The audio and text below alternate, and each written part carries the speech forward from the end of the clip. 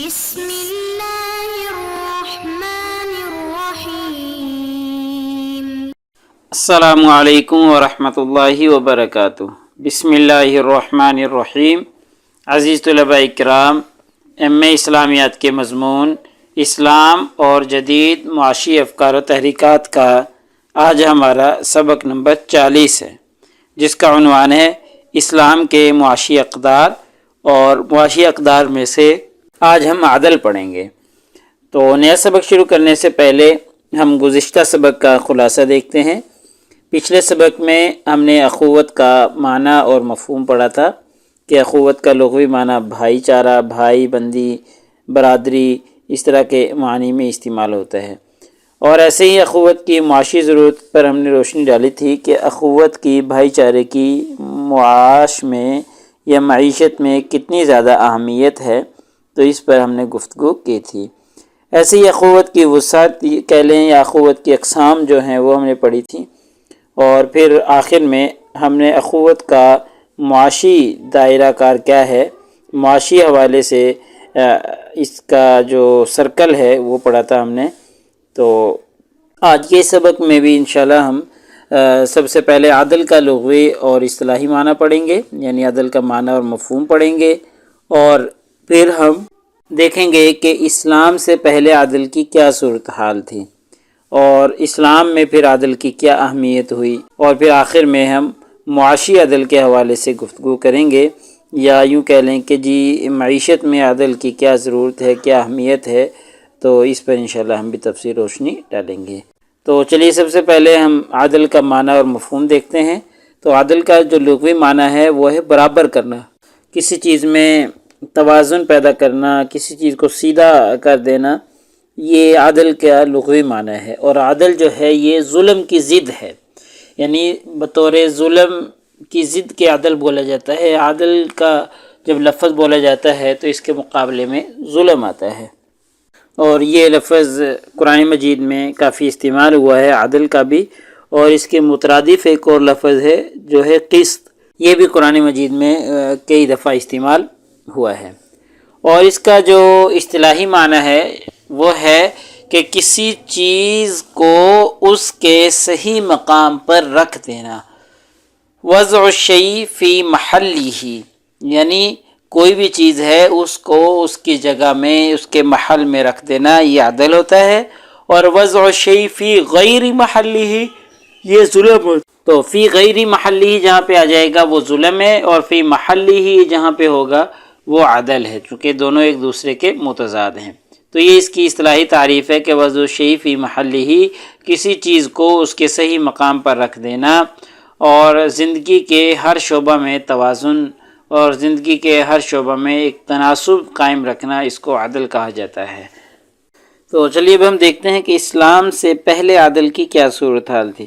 تو اسلام آنے سے پہلے عدل نام کی کوئی چیز موجود نہیں تھی۔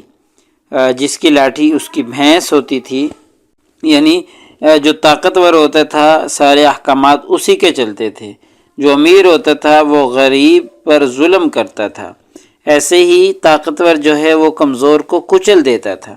تو ایسے ہی صورتحال ہو گئی جیسے جس کی لاٹھی اس کی بھینس والا جو تصور ہے۔ لیکن جب اسلام آیا تو اسلام میں عدل کی بہت زیادہ اہمیت تھی۔ اسلام نے آ کر پورے معاشرے میں عدل و انصاف قائم کر دیا، غریب کو بھی انصاف فراہم کیا، امیر کو بھی انصاف فراہم کیا۔ اللہ تعالیٰ نے قرآن مجید میں عدل کے بارے میں فرمایا ہے وَلَا يَجْرِمَنَّكُمْ شَنَآنُ قَوْمٍ عَلَىٰ أَلَّا تَعْدِلُوا اعْدِلُوا هُوَ أَقْرَبُ لِلتَّقْوَىٰ، جس کا ترجمہ ہے کہ کسی قوم کی دشمنی تمہیں اس بات پر نہ اکسائے کہ تم انصاف نہ کرو، بلکہ انصاف کرو، یہ تقویٰ کے زیادہ قریب ہے۔ سورۃ المائدہ کی آیت نمبر 8 ہے یہ۔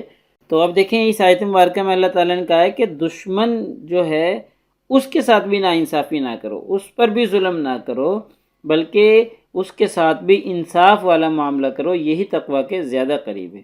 ایسے ہی اللہ تعالیٰ نے اور بے شمار جگہوں پر عدل کے بارے میں فرمایا ہے ان اللہ یأمر بالعدل والاحسان، کہ اللہ تعالیٰ تمہیں عدل کا اور احسان کا حکم دیتا ہے۔ اب سورۃ النحل کی آیت نمبر 90 میں اللہ تعالیٰ نے فرمایا ہے ایسے ہی اللہ تعالیٰ نے ایک اور جگہ قرآن مجید میں فرمایا ہے، سورہ نساء آیت نمبر 58 کہ وَإِذَا حَكَمْتُمْ بَيْنَ النَّاسِ أَن تَحْكُمُوا بِالْعَدْلِ، جس کا ترجمہ ہے اور جب لوگوں کے درمیان فیصلہ کرو تو عدل کے ساتھ کرو۔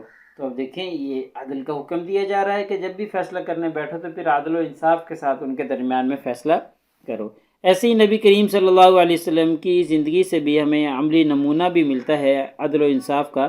وہ مشہور واقعہ ہے کہ ایک دفعہ بنو مخزوم کی ایک عورت چوری کے معاملے میں نبی کریم صلی اللہ علیہ وسلم کے پاس لائی گئی، اور آپ صلی اللہ علیہ وسلم نے سارے مقدمے کو سنا، اور سننے کے بعد جب چوری ثابت ہو گئی تو آپ صلی اللہ علیہ وسلم نے عورت کا ہاتھ کاٹنے کا حکم دیا۔ لیکن جو بنو مخزوم تھے ان کی عزت کا مسئلہ تھا، تو انہوں نے نبی کریم صلی اللہ علیہ وسلم کے چہتے غلام حضرت اسامہ بن زید کے ذریعے سفارش کروانے کی کوشش کی۔ تو آپ صلی اللہ علیہ وسلم سے جب سفارش کی گئی تو نبی کریم صلی اللہ علیہ وسلم نے غصے کی حالت میں ارشاد فرمایا کہ تم سے پہلے لوگ اسی وجہ سے تباہ ہو گئے تھے کہ جب ان میں کوئی امیر آدمی چوری کرتا تھا تو اسے معاف کر دیا جاتا تھا اور باعزت طریقے سے بری کر دیا جاتا تھا، اور اگر کوئی غریب آدمی چوری کر لیتا تھا تو اس کو سزا دی جاتی تھی۔ اور نبی کریم صلی اللہ علیہ وسلم نے مزید ارشاد فرمایا کہ خدا کی قسم اگر میری بیٹی فاطمہ بھی چوری کرتی تو میں اس کا ہاتھ بھی ضرور کاٹتا۔ تو دیکھیں یہ عملی نمونہ ہے انصاف کا کہ آپ صلی اللہ علیہ وسلم نے امیر اور غریب سب کو ایک درجے میں رکھا، سب کے ساتھ انصاف کیا۔ تو یہ انصاف کا عملی نمونہ، عدل کا عملی نمونہ نبی کریم صلی اللہ علیہ وسلم کی زندگی سے بھی ملتا ہے۔ ایسے ہی پھر عدل کرنے پر اللہ تعالیٰ نے انعام بھی رکھا ہے۔ جو لوگ، جو قاضی، جو جج عدل کرتے ہیں، جو بادشاہ عدل و انصاف کا سلوک کرتے ہیں، اللہ تعالیٰ نے ان کے لیے جنت رکھی ہے۔ نبی کریم صلی اللہ علیہ وسلم نے عادل کے بارے میں فرمایا ہے کہ قیامت والے دن جب کہ کوئی سایہ نہیں ہوگا، کسی درخت، کسی مکان، کسی دیوار، کسی قسم کا کوئی سایہ نہیں ہوگا، اس دن صرف اور صرف اللہ تعالیٰ کے عرش کا سایہ ہوگا۔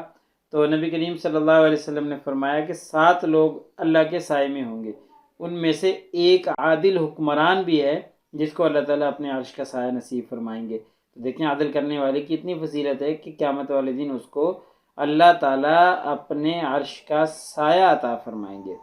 ایسے ہی ایک اور حدیث مبارکہ میں نبی کریم صلی اللہ علیہ وسلم نے ارشاد فرمایا ہے کہ 3 لوگ جنتی ہیں۔ ان 3 لوگوں میں جو گنوائے نبی کریم صلی اللہ علیہ وسلم نے، ان میں سے ایک با اختیار عادل شخص بھی ہے کہ جو عدل کرتا ہو۔ تو دیکھیں اب عدل کرنے والے کے لیے اللہ تعالیٰ نے انعام بھی رکھا ہے۔ تو عدل کی اقسام بھی ہے، عدل کی 4 اقسام ہیں، جن میں سے پہلی ہے معاشرتی عدل۔ تو معاشرتی عدل سے کیا مراد ہے؟ معاشرتی عدل سے مراد ہے کہ گھریلو کام کاج میں عدل و انصاف والا معاملہ رکھا جائے۔ اگر ایک سے زائد بیویاں ہیں تو ان کے درمیان میں عدل قائم رکھا جائے۔ چونکہ اسلام نے ایک سے زائد شادیوں کی اجازت دی ہے تو وہ اسی شرط پہ دی ہے کہ ان کے درمیان میں عدل و انصاف والا سلوک رکھا جائے۔ اگر عدل و انصاف قائم نہیں کر سکتا تو پھر اجازت نہیں ہے۔ ایسے ہی یتیموں کے حقوق کے حوالے سے عدل و انصاف کا حکم دیا گیا ہے کہ وَأَن تَقُومُوا لِلْيَتَامَى بِالْقِسْطِ، کہ یتیموں کے حقوق کے بارے میں انصاف کو سامنے رکھو، چونکہ ان کا جو مال و دولت ہے، ان کے لیے جو کھانا ہے آپ پکا سکتے ہیں مل جل کر، لیکن عدل و انصاف کا دامن جو ہے نا ہاتھ سے نہیں چھوڑا جائے گا۔ تو یہ پہلی قسم ہے معاشرتی عدل۔ دوسری قسم ہے خرید و فروخت میں عدل کرنا۔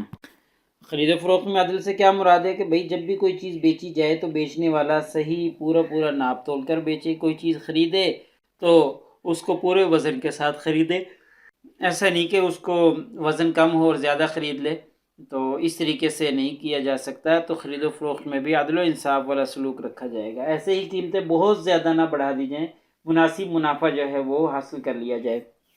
تیسری قسم جو ہے وہ ہے قانونی عدل۔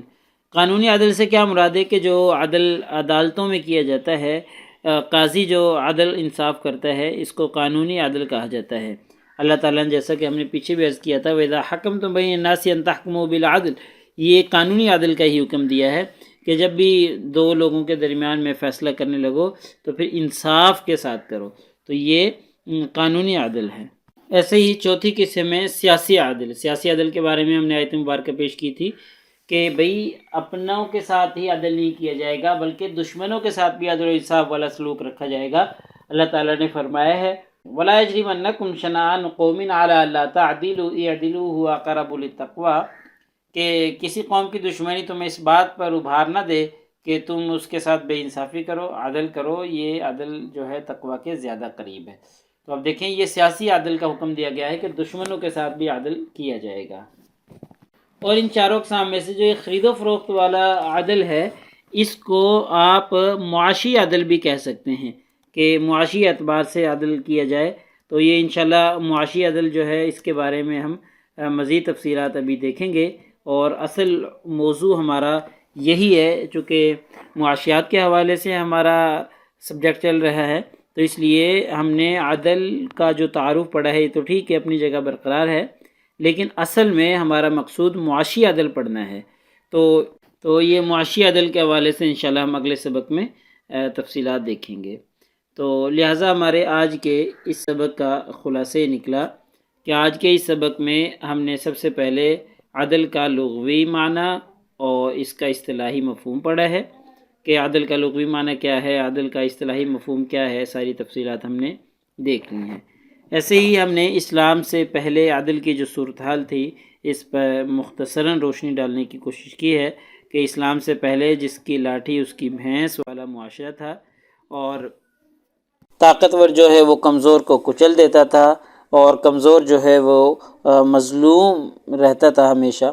تو لیکن پھر اسلام آیا تو اسلام نے عدل کی اہمیت پر بہت زیادہ زور دیا، اور اسلام نے آ کر معاشرے میں عدل و انصاف قائم کرنے کی کوشش کی۔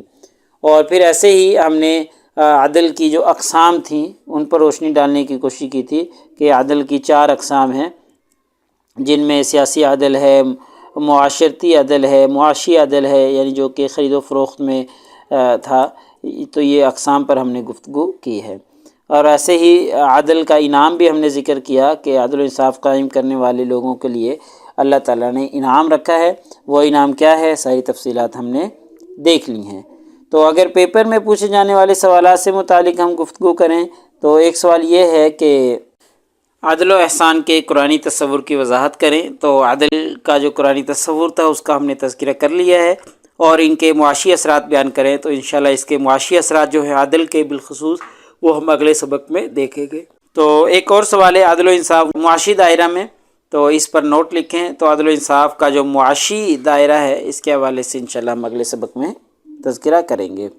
تو اگلے سبق نمبر 41 میں انشاءاللہ ہم اسی ترتیب سے چلیں گے اور اسلام کے معاشی اقدار میں سے عدل کو ہی پڑھیں گے، اور عدل جو ہے اگلا سبق جو ہے وہ حصہ دوم کہلائے گا۔